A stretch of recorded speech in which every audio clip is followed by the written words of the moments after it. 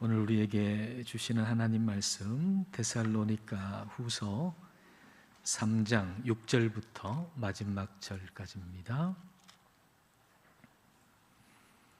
우리 한 절씩 봉독하겠습니다. 형제들아, 우리 주 예수 그리스도의 이름으로 너희를 명하노니 게으르게 행하고 우리에게서 받은 전통대로 행하지 아니하는 모든 형제에게서 떠나라. 어떻게 우리를 본받아야 할지를 너희가 스스로 아나니 우리가 너희 가운데서 무질서하게 행하지 아니하며 누구에게서든지 음식을 값없이 먹지 않고 오직 수고하고 애써 주야로 일함은 너희 아무에게도 폐를 끼치지 아니하려 함이니, 우리에게 권리가 없는 것이 아니요 오직 스스로 너희에게 본을 보여 우리를 본받게 하려 함이니라. 우리가 너희와 함께 있을 때에도 너희에게 명하기를 누구든지 일하기 싫어하거든 먹지도 말게 하라 하였더니, 우리가 들은즉 너희 가운데 게으르게 행하여 도무지 일하지 아니하고 일을 만들기만 하는 자들이 있다 하니 이런 자들에게 우리가 명하고 주 예수 그리스도 안에서 권하기를 조용히 일하여 자기 양식을 먹으라 하노라. 형제들아 너희는 선을 행하다가 낙심하지 말라. 누가 이 편지에 한 우리 말을 순종하지 아니하거든 그 사람을 지목하여 사귀지 말고 그로 하여금 부끄럽게 하라. 그러나 원수와 같이 생각하지 말고 형제같이 권면하라. 평강의 주께서 친히 때마다 일마다 너희에게 평강을 주시고 주께서 너희 모든 사람과 함께 하시기를 원하노라. 나 바울은 친필로 문안하노니 이는 편지마다 표시로서 이렇게 쓰노라. 함께 읽겠습니다. 우리 주 예수 그리스도의 은혜가 너희 무리에게 있을지어다. 아멘. 식사를 하고 나서 식탁을 치우지도 않고 잠시 바깥에 나갔다 돌아오면 식탁이 깨끗하게 정리가 되어 있고 식기는 깨끗하게 씻어져서 잘 정리가 되어 있다면 얼마나 좋겠습니까? 아이들이 방을 어지럽혀 놨는데 그냥 시간이 조금 지난 다음에 저절로 방이 정리가 되어 있다면 또 얼마나 좋겠습니까? 그러나 그런 일은 일어나지 않습니다. 어질러진 방이 깨끗하게 정리정돈되어 있다면 누군가가 청소를 했기 때문이고, 그리고 방금 식사를 한 다음에 그 식기가 깨끗하게 씻어져서 정리정돈되어 있다면 누군가가 설거지를 하고 정리했기 때문입니다. 교회도 그렇습니다. 교회에 질서가 있다면 누군가가 수고하고 희생하고 기도하고 있기 때문입니다. 오늘의 애광교회 공동체가 질서 있는 모습으로 있는 것은 저절로 된 것이 아닙니다. 그리고 앞으로도 우리 애광교회 공동체가 질서 있는 교회가 되기 위해서는 무질서에 저항해야 합니다. 무질서에 저항한다라고 하는 것은 그 무질서의 심각성을 인식하는 데서부터 출발합니다. 자, 오늘 말씀 6절과 7절 말씀을 보십시오. 형제들아, 우리 주 예수 그리스도의 이름으로 너희를 명하노니 게으르게 행하고 우리에게서 받은 전통대로 행하지 아니하는 모든 형제에게서 떠나라. 어떻게 우리를 본받아야 할지를 너희가 스스로 아나니 우리가 너희 가운데서 무질서하게 행하지 아니하며. 게으르게라고 하는 단어, 또 무질서하게라고 하는 번역된 이 단어는 헬라어로는 품사는 다르지만 같은 어근의 단어입니다. 게으르게라고 번역되어 있는 아탁토스라고 하는 헬라어는 무질서하다는 말이고, 이 말의 의미는 군사가 자신의 그 군대에서 이탈한 상태, 그 대열에서 이탈한 상태를 의미하는 단어입니다. 한 사람의 군사가 그 대열에서 벗어났다라고 하는 것은 굉장히 작은 일처럼 보일 수도 있습니다. 한 사람이니까요. 굉장히 작은 무질서라고 생각이 들 수 있지만 실은 그렇지 않습니다. 고대 그리스 병사의 전술 가운데 하나가 팔랑크스라고 하는 건데 밀집 대형이죠. 그러니까 군사들이 밀집 대형을 하고 있는데 각 군사는 왼손에 방패를 들고 있어요. 그 방패로 자신의 왼쪽 몸과 그리고 동료 군사의 오른쪽 몸을 보호해 주는 것입니다. 그렇게 밀집 대형으로 해서 이제 군사가 이 전쟁에서 승리할 수 있는데 한 사람이 그 대열에서 이탈하게 되면 틈이 생기게 되는 거죠. 그리고 이것은 작은 틈으로만 남아있지 않고 전체 대열을 무너뜨리게 되고 그것은 전멸로 이어질 수 있는 겁니다. 작은 무질서를 방치해 놓으면 걷잡을 수 없는 큰 무질서가 될 수 있다는 것입니다. 사회심리학에서 말하는 깨진 유리창 이론을 여러분 잘 아실 겁니다. 어떤 건물에 깨진 유리창을 그대로 방치해 두면 어떤 사람들이 보고서 이 건물은 아무도 관리하지 않는구나. 여기서 어떤 일을 하더라도 누가 보는 눈이 없는구나 라고 생각하게 되고 그 결과 추가적인 파손이 계속 일어나게 되고 그리고 무질서가 고착화되면서 결국 그 지역은 범죄의 온상이 된다는 거죠. 작은 무질서를 방치하면 걷잡을 수 없는 무질서로 이어지게 됩니다. 따라서 작은 무질서의 심각성을 알고 작은 무질서에 적극적으로 저항해야 한다는 거죠. 공허함과 허무함 같은 것, 이런 건 우리 내면에 일어나는 작은 무질서라고 말할 수 있습니다. 어떤 의심, 불평, 염려, 근심, 두려움, 이런 것도 일종의 작은 무질서라고 말할 수 있습니다. 그런데 우리는 작은 무질서를 무시하는 경향이 있죠. 사람이 제때 치료를 받지 않아서 병을 키우는 것처럼 작은 무질서를 방치해둬서 더 큰 무질서로 이어지게 되는 겁니다.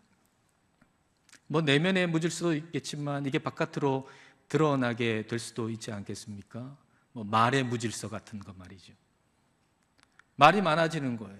쓸데없이 변명을 늘어놓고 쓸데없는 말을 많이 하게 되고 그리고 다른 사람을 비난하거나 험담하는 말을 많이 하게 되죠. 내 마음속에 어떤 공허함을 소리로 채우고자 하는 그런 시도라고 볼 수도 있을 겁니다. 이런 것은 매우 작게 보여서 그냥 놔둬도 괜찮을 것 같습니다. 그러나 작은 무질서는 반드시 큰 무질서를 향해서 가게 되어 있습니다. 따라서 우리는 작은 무질서에 저항해야 합니다. 자, 10절과 11절 말씀입니다. 우리가 너희와 함께 있을 때에도 너희에게 명하기를 누구든지 일하기 싫어하거든 먹지도 말게 하라 하였더니 우리가 들은즉 너희 가운데 게으르게 행하여 도무지 일하지 아니하고 일을 만들기만 하는 자들이 있다 하니, 여기에 일하기 싫어하는 사람이잖아요. 일을 할 수 없는 사람이 아니라 일을 하기 싫어하는 사람. 이런 사람은 어떤 사람일까요? 그 당시에 지금 바울이 이렇게 얘기하는 사람은 예수님의 재림을 핑계로 하여 일하지 않는 사람입니다. 안 그래도 좀 일하고 싶지 않은 마음이 있었어요. 근데 예수님이 재림하신대요. 예수님이 다시 오신다 그러면 지금 내가 이렇게 힘들게 일해서 뭐 하나 라고 생각하면서 일하지 않는 사람을 가리키는 것입니다. 이런 자들에게는 먹지도 말게 해라. 이런 사람들에게 주는 지원을 중단해라. 그런 얘기입니다. 초기 교회에는 가난한 자들에게 음식을 제공하거나 또 식량을 제공하는 구제 시스템이 있었습니다. 그런데 일할 능력이 되면서도 이런 제도를 악용하는 사람들에게는 공급을 중단해라 라고 하는 얘기죠. 왜냐하면 이런 사람들을 계속 도와주는 것은 무질서를 방치해 두는 것이기 때문입니다. 근데 이게 제대로 지켜지지 않는 거예요. 바울이 그들에게 이렇게 얘기를 했지만, 근데 성도들이 그동안 오랫동안 함께 지내왔던 사람인데, 서로 아는 사람들인데 매정하게 거절하는 거 쉽지 않잖아요. 그래서 사랑이라고 하는 이름 하에 일하지 않는 자에게도 구제비를 계속 지급해 왔던 겁니다. 그러자 교회는 더 무질서해졌습니다. 이 사람들이 이제 일도 안 하고 교회에서, 교회 공동체에서 주는 식량, 구제비 이런 거 받아서 지내니까 얼마나 시간이 많이 남겠습니까? 일을 할 때는 시간이 모자라는데 일도 안 하고, 그러니까 시간이 너무 많이 남아요. 그래서 이 사람 저 사람 참견하는 거죠. 그리고 이런저런 소문을 막 퍼뜨리는 거죠. 그리고 열심히 일하는 사람을 믿음 없다고까지 얘기하는 거예요. 아니, 예수님 다시 오시는데 일해서 뭐 하냐? 이렇게 열심히 일하는 당신은 믿음 없는 거다. 주님 재림 믿지 않는 거다. 이렇게 비난까지 하는 겁니다. 그러니까 이래저래 일을 만들어가지고 교회가 시끄러워지기 시작하는 거죠. 결국 한 사람이 신앙적으로 무질서하게 됐을 때 그에게 계속해서 구제비를 제공하는 것은 결코 그를 도와주는 것이 아니라는 것입니다. 오히려 모든 지원을 끊는 것, 그게 그를 향한 진정한 자비일 수 있다는 거죠. 우리가 잘 아는 누가복음 15장의 둘째 아들이 있잖아요. 그 둘째 아들이 아버지 그 유산을 미리 가지고서 먼 나라라고 와서 참 무질서하게 살았잖아요. 그리고 모든 걸 다 쓰고 나서 설상가상으로 흉년이 들어서 이제는 자신에게 공급되어지는 모든 것이 다 차단되고 말았습니다. 하나님의 자비가 중단된 것처럼 보였습니다. 그러나 이것은 자비의 중단이 아니라 오히려 진정한 자비였던 것이죠. 자, 누가복음 15장 16절과 17절 말씀입니다. 그가 돼지 먹는 쥐염 열매로 배를 채우고자 하되 주는 자가 없는지라. 이에 스스로 돌이켜 이르되 내 아버지에게는 양식이 풍족한 품꾼이 얼마나 많은가. 나는 여기서 줄여 죽는구나. 돼지가 먹는 음식으로라도 배를 좀 채우고 싶었지만 그것마저도 주는 사람이 없는 거예요. 모든 공급이 다 차단되고 외롭고 고독해졌을 때 비로소 스스로 돌이켰다 그랬어요. 스스로 돌이켰다라고 번역되어 있는 그 헬라 원문을 그대로 직역한다 그러면 그가 그 자신에게로 돌아왔다는 거예요. 그가 그 자신에게로 돌아왔다, 제정신을 차렸다는 거죠. 그러니까 다시 말하면 지금까지는 제정신이 아니었던 거예요. 아버지가 준 것 가지고서 아주 화려하게 살았는데 그건 제정신이 아니었던 거예요. 자기 자신도 몰랐어요. 내가 이렇게 화려하게 멋지게 살아간다고 생각했지 그게 제정신을 잃은 삶이라고는 생각하지 못했는데 그에게 돼지가 먹는 쥐염 열매까지도 없어졌을 때 제정신을 차리게 됐다는 거예요. 만약 그때 돼지가 먹는 쥐염 열매라도 주는 사람이 있었다면 그는 여전히 제정신을 차리지 못했을 겁니다.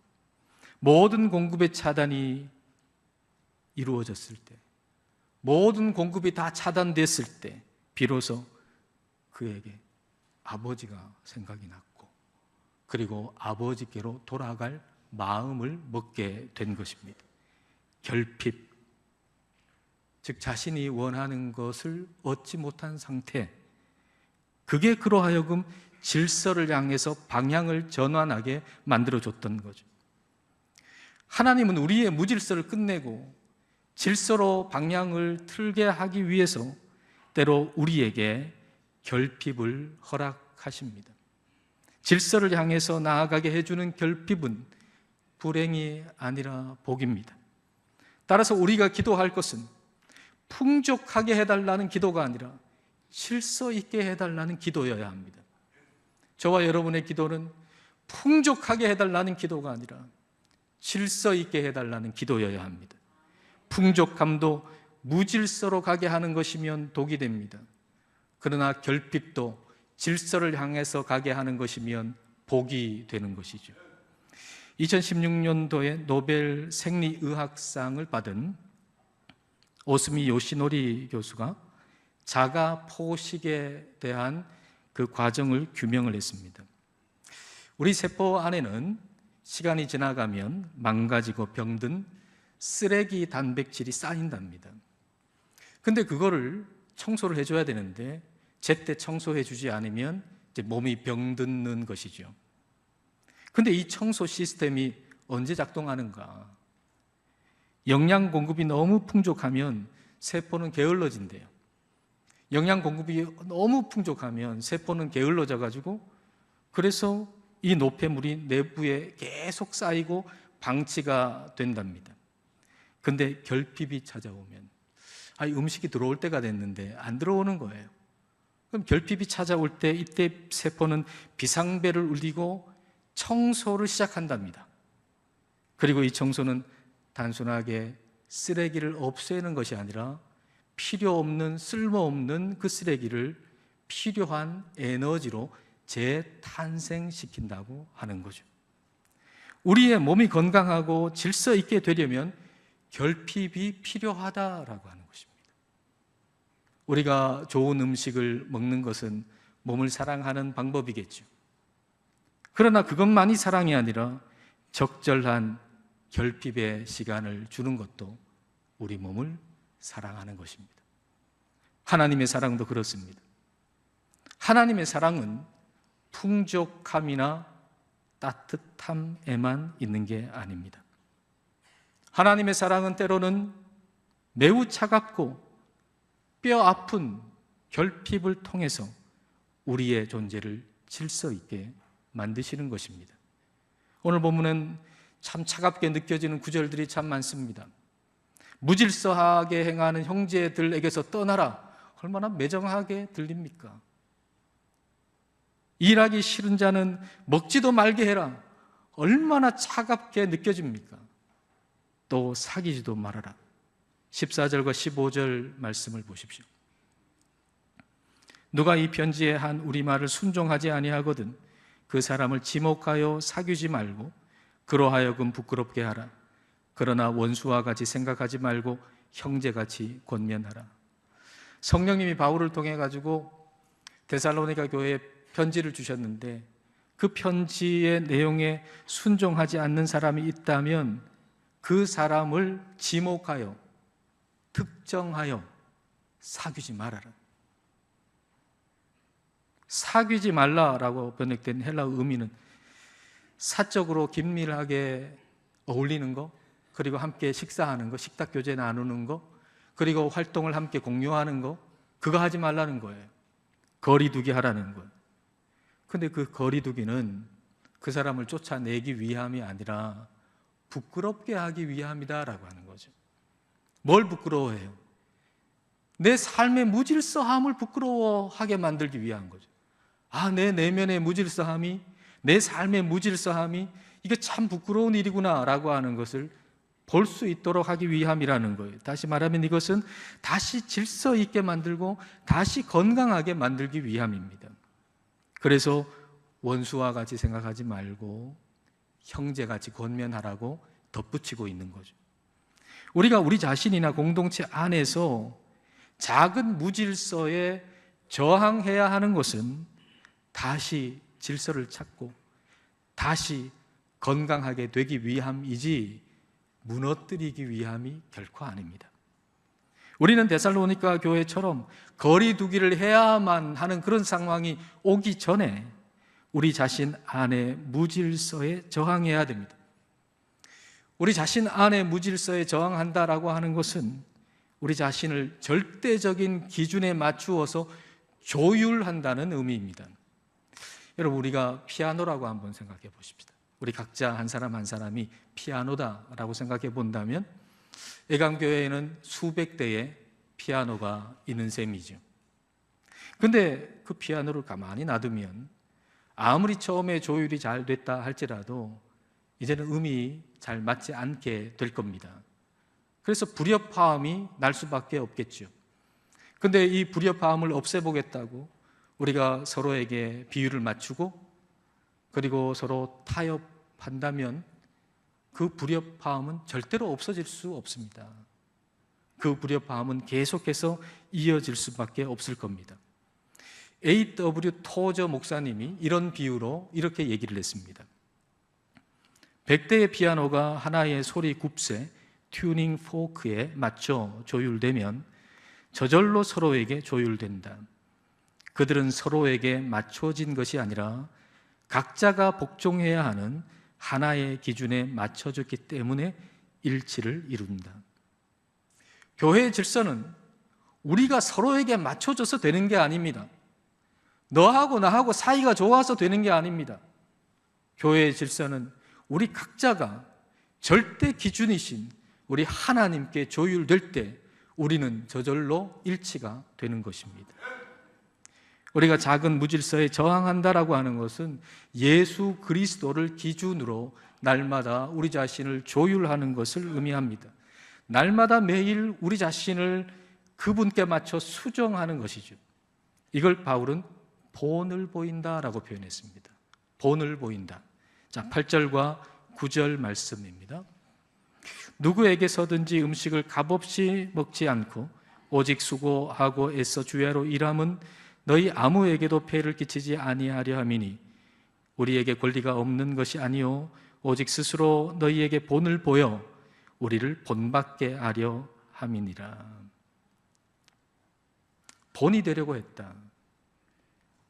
무질서한 공동체의 특징은 다 자기의 권리를 주장한다는 겁니다. 이게 우리의 본성이니까요. 내 권리를 주장하는 것이 우리의 본성이잖아요. 그러나 사도 바울은 권리를 주장하는 본성에 저항하는 거죠. 무질서한 본성에 저항해서 우리 주 예수 그리스도의 말씀에 자기 자신을 끊임없이 매일매일 조율하고 있는 것이죠. 이게 본을 보이는 겁니다. 이걸 본을 보인다라고 얘기하는 거죠. 본을 보였다라고 하는 것은 바울이 이제 피아노로 친다 그러면 스타인웨이 피아노처럼, 스타인웨이 피아노가 얼마나 참 값이 비싸고 좋은 피아노입니까?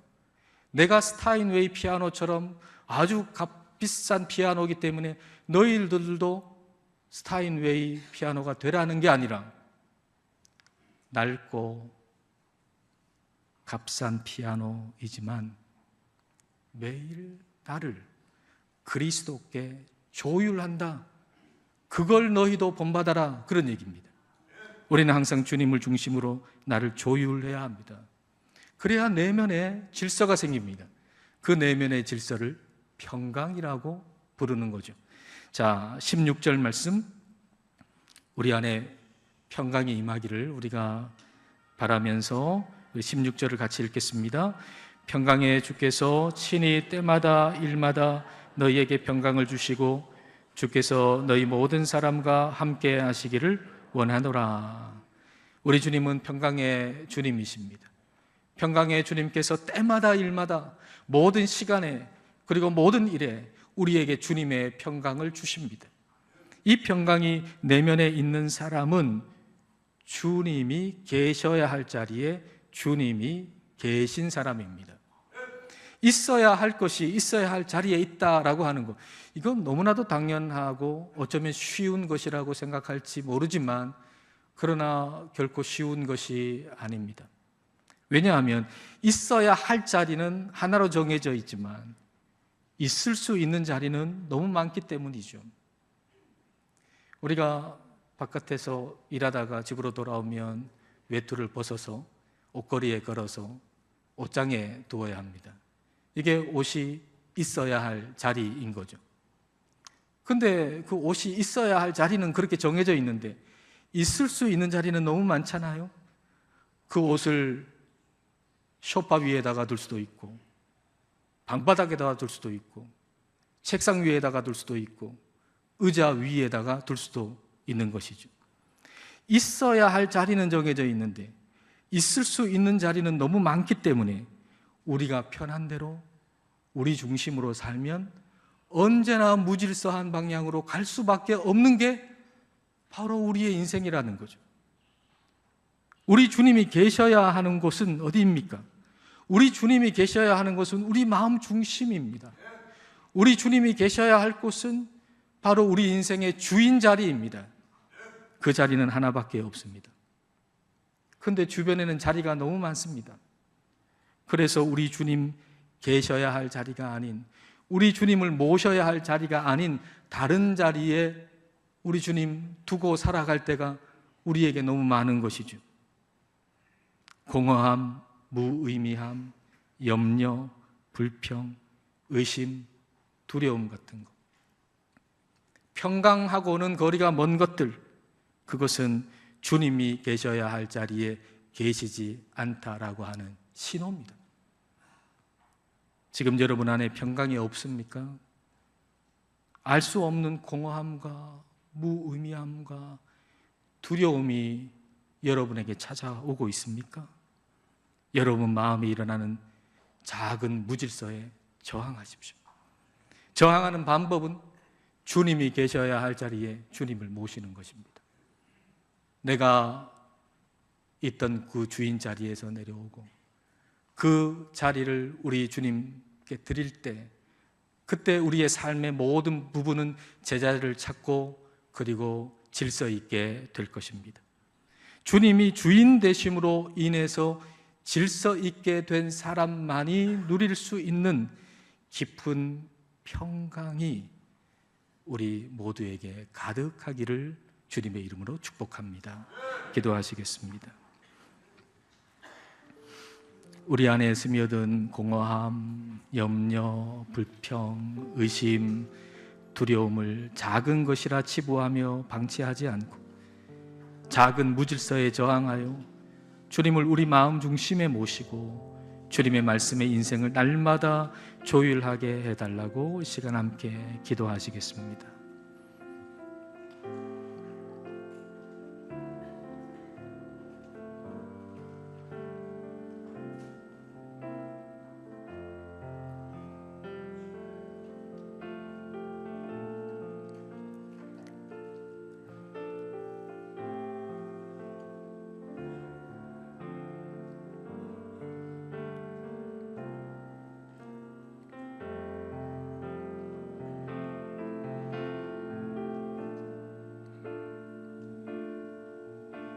하나님 아버지, 무질서와 혼돈 속에 있던 우리를 불러내셔서 하나님의 질서와 평강 안으로 인도해 주시니 감사드립니다.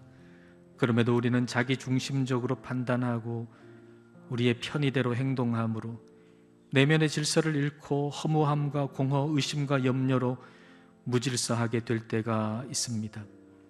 그리고 그것을 작게 여기고 관용하고 방치하여 더 큰 무질서를 스스로 허용하기도 합니다.